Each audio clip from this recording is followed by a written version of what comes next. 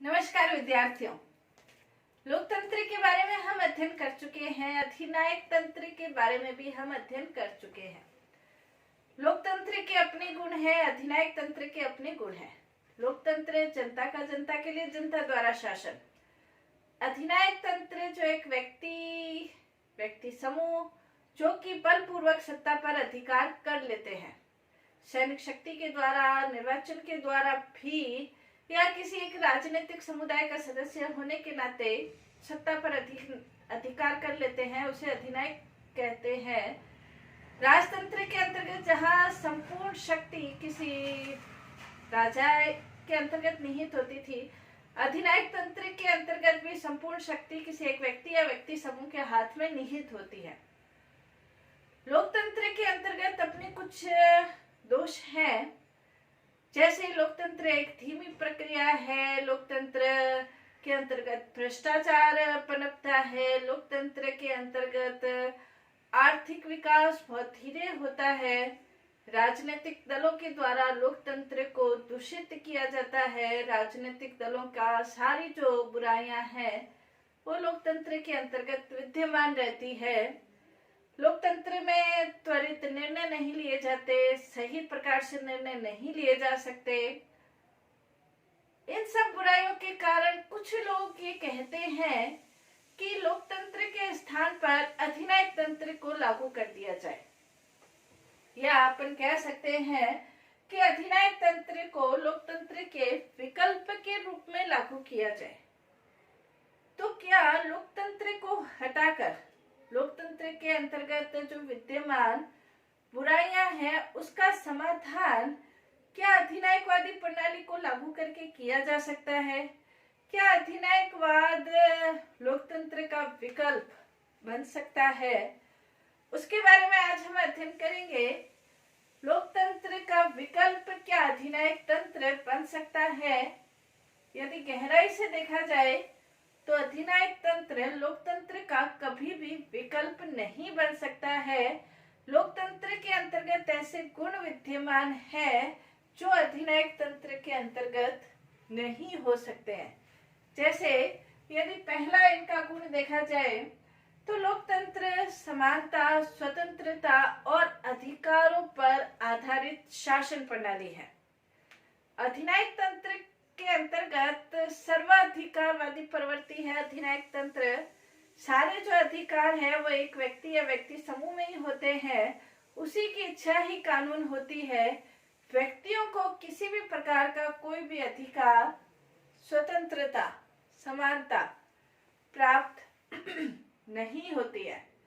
उनका, जनता का, प्रजा का एक ही कार्य होता है, शासन की सत्ता का पालन करना, उनके आदेशों का पालन करना। तो लोकतंत्र के अंतर्गत जब जनता को स्वतंत्रता प्राप्त है, स्वतंत्रता के द्वारा जनता या प्रजा अपने व्यक्तित्व का सर्वांगीण विकास कर सकती है। सामाजिक, आर्थिक, राजनीतिक सभी प्रकार का विकास लोकतंत्र के अंतर्गत ही संभव है। अधिनायक तंत्र के अंतर्गत क्योंकि स्वतंत्रता प्राप्त नहीं होती, समानता प्राप्त नहीं होती, शासन सत्ता कुछ व्यक्तियों तक ही सीमित होती है, अधिकार प्राप्त नहीं होते, तो जनता की स्थिति एक भयभीत प्राणी की तरह होती है। भयभीत प्राणी का कभी भी विकास संभव नहीं होता। इसीलिए एक विद्वान ये कहते हैं कि अधिनायक एक राक्षस होता है और इसका सर्वाधिकारवादी राज्य एक कारागृह है। साधारण जनता अदृश्य कारागृह की चार दीवारी में कैद रहती है, बंद रहती है, कैद रहती है।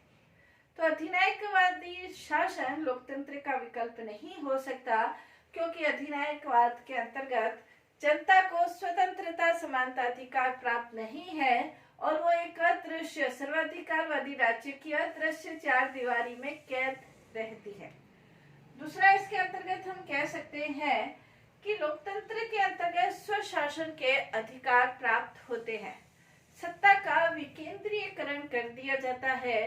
भारत के अंतर्गत भी यदि देखें तो सत्ता के अंतर्गत केंद्रीय स्तर पर भी सत्ता है, राज्यों के स्तर पर भी सत्ता है और स्थानीय स्तर पर भी सत्ता जनता को प्राप्त है। यानी कि सत्ता का विकेंद्रीकरण करने के कारण जनता को स्वशासन के अधिक अवसर प्राप्त होते हैं। यानी कि जनता शासन कार्यों के अंतर्गत भाग लेती है। इसीलिए गार्डनर ये कहते हैं सर्वश्रेष्ठ शासन वही अच्छा है जो लोकप्रिय शासन है और लोकप्रिय शासन लोकतंत्र के अंतर्गत ही विद्यमान रह सकता है और अधिनायकवाद के अंतर्गत लोकप्रिय शासन विद्यमान रहने का सवाल ही नहीं है। कहने का तात्पर्य यह है कि स्वशासन के अवसर लोकतंत्र के अंतर्गत ही प्राप्त होते हैं। नेक्स्ट इसके अंतर्गत लोकतंत्रात्मक शासन प्रणाली जनता के प्रति उत्तरदायी शासन प्रणाली है और जनता के प्रति उत्तरदायी होने के कारण यदि लोकतंत्रात्मक शासन प्रणाली के अंतर्गत शासन जनता के अनुसार नहीं होता है तो जनता को यह अधिकार है कि ऐसे शासन में वो परिवर्तन कर दे। लेकिन अधिनायकवाद की शासन के अंतर्गत शासन जनता के प्रति भी उत्तरदायी नहीं होता। सारी शक्तियां शासन के पास है और सारी शक्तियां शासन के पास होने के कारण जनता को यह अधिकार नहीं है कि वो शासन में परिवर्तन कर दे और यदि शासन जनता के अनुसार नहीं चल रहा है तो जनता को कोई अधिकार नहीं है कि ऐसे शासन में वो परिवर्तन कर सके। लोकतंत्र के अंतर्गत शासन जनता के प्रति उत्तरदायी है और यदि शासन जनता के अनुसार नहीं है तो जनता को यह अधिकार है कि वो उसमें परिवर्तन कर सकती है, तो जनता के प्रति उत्तरदायी होता है। नेक्स्ट इसके अंतर्गत सभी व्यक्तियों को शासन कार्य में भाग लेने के अवसर लोकतंत्रात्मक शासन पद्धति में ही प्राप्त हो सकते हैं। अधिनायकवादी शासन प्रवृत्ति के अंतर्गत जो शासन है एक व्यक्ति या कुछ व्यक्तियों तक ही सीमित रहता है और इसके कारण सभी व्यक्तियों को शासन कार्य में भाग लेने के अवसर प्राप्त नहीं होते। जब व्यक्तियों को शासन कार्य में भाग लेने के अवसर प्राप्त नहीं होते तो शासन के प्रति अपनत्व की भावना, देशभक्ति की भावना लोगों के अंतर्गत उजागर नहीं होती है और शासन एक व्यक्ति विशेष तक ही सीमित रहता है, जिसके कारण जनता शासन कार्य के प्रति उदासीन तो रहती ही है, साथ ही सहभागिता भी उनके द्वारा नहीं निभाई जा सकती है। लोकतंत्रात्मक शासन पद्धति के अंतर्गत ही ये सभी व्यक्तियों को शासन कार्य में भाग लेने का अवसर प्राप्त होता है। नेक्स्ट इसके अंतर्गत लोकतंत्रात्मक शासन व्यवस्था स्वयं सुधारक शासन व्यवस्था होती है। स्वयं सुधारक शासन व्यवस्था का तात्पर्य यह है कि लोकतंत्रात्मक शासन व्यवस्था के अंतर्गत जनता को यह अधिकार है कि वो शासन की आलोचना कर सकती है, उसे विचार अभिव्यक्ति की स्वतंत्रता प्राप्त है। शासन के आलोचना करने का अधिकार होने के कारण जनता शासन की बुराइयों को, कमियों को बताती है और शासन अपने में उन कमियों, आलोचनाओं के आधार पर अपने में सुधार कर सकता है। लेकिन अधिनायकवादी शासन के अंतर्गत जनता को इस प्रकार का कोई अधिकार प्राप्त नहीं होता है कि वो शासन की आलोचना कर सके। यदि कोई व्यक्ति, जनता, प्रजा हिम्मत करके कभी शासन की आलोचना करने का साहस भी दिखाती है तो निर्दयता पूर्वक उसकी आवाज को दबा दिया जाता है और उसे हटा दिया जाता है। यानी कि शासन में सुधार करने की कोई गुंजाइश अधिनायकवादी शासन के अंतर्गत नहीं होती है, जबकि लोकतंत्रात्मक शासन पद्धति को स्वयं सुधारक व्यवस्था कहा जा सकता है। इसके अलावा लोकतंत्रात्मक शासन व्यवस्था राष्ट्रवादी शासन व्यवस्था होती है। राष्ट्रवादी शासन व्यवस्था अपने राष्ट्र का उत्थान, विकास, प्रगति करना चाहती है, लेकिन राष्ट्रवादी व्यवस्था होने के साथ ही वो उदार राष्ट्रवाद में विश्वास करती है।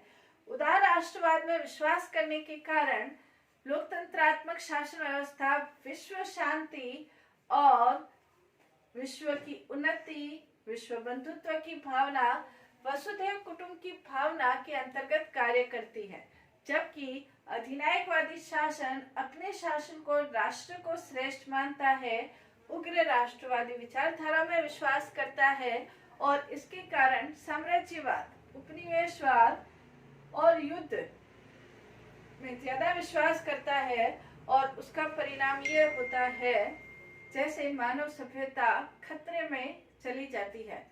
द्वितीय विश्व युद्ध का एक बहुत बड़ा कारण अधिनायकवादी प्रवृत्ति के रूप में हम भुगत चुके हैं, जो मानवता को ही नष्ट करने पर तुला हुआ था। कहने का तात्पर्य यह है कि लोकतंत्रात्मक शासन व्यवस्था जहां स्वयं के राष्ट्र में शांति व्यवस्था चाहती है, दुनिया के अंतर्गत, विश्व के अंतर्गत भी लोकतंत्रात्मक शासन विश्व शांति की बात करते हैं। तो ये उदार राष्ट्रवाद में विश्वास करते हैं, लोकतंत्रात्मक शासन व्यवस्था, अधिनायकवाद, उग्र राष्ट्रवाद में विश्वास करने के कारण विश्व शांति का दुश्मन कहा जा सकता है। लोकतंत्रात्मक शासन व्यवस्था परिवर्तनशील है, बिना क्रांति के, बिना रक्तपात के इसमें लोकतंत्रात्मक शासन व्यवस्था में परिवर्तन संभव है। जनता अपनी मत शक्ति के आधार पर, मतदान की शक्ति के आधार पर परिवर्तन कर सकती है। यदि जनता को ये लगता है कि शासन उसके अनुसार नहीं चल रहा है या शासन के अंतर्गत परिवर्तन करना है, तो जनता साधारण तरीके से परिवर्तन कर सकती है। अधिनायकवादी शासन के अंतर्गत जनता को इस प्रकार का कोई अधिकार नहीं होता। जैसा भी शासन है, जनता को उसके अधीन रहकर कार्य करना पड़ता है और इस कारण से कहा जाता है कि लोकतंत्र परिवर्तनशील शासन व्यवस्था है। इसके अलावा अधिनायकवादी जो शासन है उसका एक गुण ये माना जाता है कि इसके अंतर्गत संगठन की और अनुशासन की एकता विद्यमान होती है। संगठन की और अनुशासन की एकता विद्यमान होने के कारण युद्ध इत्यादि की स्थिति में अधिनायकवादी शासन के द्वारा जो निर्णय लिए जाते हैं वो त्वरित और शीघ्र निर्णय लिए जा सकते हैं। लेकिन यदि वास्तव में देखा जाए तो लोकतांत्रिक व्यवस्था के अंतर्गत भी, लोकतंत्र के अंतर्गत भी यदि राष्ट्र के ऊपर किसी भी प्रकार का संकट उत्पन्न हो जाता है, राष्ट्र के ऊपर कोई संकट उत्पन्न होता है या अपन कह लो कि युद्ध इत्यादि की स्थिति उत्पन्न होती है, तब सभी राजनीतिक दल लोकतंत्र के अंतर्गत भी अपने राजनीतिक स्वार्थों से ऊपर उठकर देश के बारे में सोचते हैं और लोकतांत्रिक व्यवस्था में भी संगठन और कार्यकुशलता विद्यमान रह सकती है। इसके अलावा लोकतंत्रात्मक शासन व्यवस्था कार्यकुशल शासन व्यवस्था भी है। लोकतंत्र और अधिनायक तंत्र के अंतर्गत ये अंतर जरूर कह सकते हैं कि जहां अधिनायक तंत्र के अंतर्गत त्वरित कार्यकुशलता की स्थिति मिलती है, लोकतंत्र में थोड़ी देर से कार्यकुशलता रहती है लेकिन वो ज्यादा समय तक रहती है। इसके अंतर्गत जैसे एटली ने ये कहा है कि लोकतंत्र में तत्कालीन रूप से कार्यकुशलता को कुछ आघात पहुंच सकता है तत्कालीन रूप से, लेकिन लंबे समय की दृष्टि से देखा जाए तो कार्यकुशलता में वृद्धि होती है। तुरंत कार्यकुशलता हो ये थोड़ा संभव नहीं हो पाता, लेकिन थोड़े समय के बाद जब कार्यकुशलता रहती है, मिलती है, तब वो टिकती भी ज्यादा समय के लिए है। अधिनायकवाद के अंतर्गत ऐसी स्थिति नहीं होती है, क्योंकि लोकतंत्र के अंतर्गत जो एक तो जनता को अधिकार प्राप्त होते हैं, दूसरी शांति व्यवस्था की स्थिति प्राप्त होती है। इसके कारण कार्यकुशलता में भी वृद्धि होती है, लेकिन उसमें थोड़ा समय लग सकता है। इसके अलावा लोकतंत्र और अधिनायकवादी शासन के अंतर्गत देखा जाए तो चारित्रिक विकास की दृष्टि से देखा जाए तो चारित्रिक विकास के अंतर्गत लोकतंत्रात्मक जो शासन है वो श्रेष्ठ शासन है। चारित्रिक विकास लोकतंत्र के अंतर्गत विद्यमान रह सकता है। अधिनायकवादी शासन व्यवस्था के अंतर्गत जहां जनता भय युक्त वातावरण में रहती है, वहां चरित्र को विकसित करने वाली जो प्रवृत्तियां हैं, स्वतंत्रता है, समानता है, भाईचारा है, बंधुत्व है, आत्मसम्मान है, आत्माभिमान है, ये प्रवृत्तियां नहीं रहती है। इसके अंतर्गत जैसे फाइनल ये कहते हैं, अधिनायकवाद में अधिनायक तंत्र में विपन्न एवं भयभीत प्रजा जीवन के उन उच्चतम नैतिक मूल्यों से गिर जाती है जिनका संबंध उच्चतम नैतिक मूल्यों से गिर जाती है जिनका संबंध मानव के व्यक्तित्व विकास से है। तो कहने का तात्पर्य ये है कि अधिनायकवाद के अंतर्गत जनता भयभीत रहती है और उसका चारित्रिक विकास संभव नहीं हो पाता। प्रजातंत्र के अंतर्गत स्वतंत्रता का माहौल है और उस स्वतंत्रता के माहौल में प्रजा का चारित्रिक विकास भी संभव हो पाता है। निष्कर्ष रूप में हम ये कह सकते हैं कि जो लोकतंत्र है, अधिनायक तंत्र है, वो लोकतंत्र का विकल्प कभी भी नहीं बन सकता है। लोकतंत्र के अंतर्गत जो बुराइयां हैं उसका समाधान संभव है, लेकिन लोकतंत्र की बुराइयों को समाधान करने के लिए अधिनायक तंत्र को लागू किया जाए तो उससे तो पूरी व्यवस्था, शासन व्यवस्था ही दूषित हो सकती है। इसीलिए निष्कर्ष रूप में हम कह सकते हैं स्मिथ के शब्दों में कि लोकतंत्र के सभी रोगों का निदान, लोकतंत्र के अंतर्गत सभी रोगों का जो निदान है वो लोकतंत्र के अंतर्गत विद्यमान और ज्यादा लोकतंत्र से ही हो सकता है। लोकतंत्र के सभी रोगों का निदान लोकतंत्र से ही हो सकता है, यानी कि लोकतंत्र को और ज्यादा हमें लागू करना होगा, लोकतंत्र को और ज्यादा बढ़ाना होगा, लोकतंत्र के बारे में जनता को जागरूक करना होगा। लोकतंत्र के लिए आवश्यक जो परिस्थितियां हैं उन परिस्थितियों का हमें निर्माण करना होगा। लोकतंत्र के लिए जनता को जागरूक करना होगा, जनता को शिक्षित करना होगा, ताकि जनता लोगों के बहकावे में आकर अपना गलत मतदान नहीं करे। लेकिन लोकतंत्र के लिए हम अधिनायक तंत्र को लागू करें और जनता को अधिनायक तंत्र के, सर्वाधिकारवादी तंत्र के एक कैद में हम रख दे जनता को, ये नहीं हो सकता। तो लोकतंत्र को लागू करना ही है। लोकतंत्र के विकल्प के रूप में अधिनायकवाद को लागू नहीं किया जा सकता है। लोकतंत्र का समाधान लोकतंत्र के अंतर्गत है। धन्यवाद।